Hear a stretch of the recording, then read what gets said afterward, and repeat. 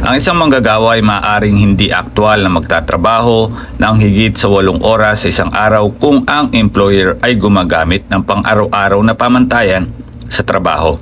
o higit sa 48 oras sa loob ng isang linggo kung ang employer ay gumagamit ng lingguang pamantayan. Sa buwan ng Ramadan, ang aktwal na oras sa pagtatrabaho para sa isang Muslim ay dapat bawasan sa maximum na 6 na oras sa isang araw o 36 na oras sa isang linggo.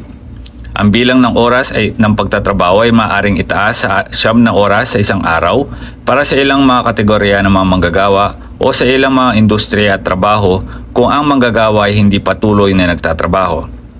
Maaari din itong bawasan sa 7 oras isang araw para sa ilang kategorya ng mga manggagawa o sa ilang mga mapapanganib at nakakapinsalang industriya o trabaho. Ang mga kategorya ng industriya ng manggagawa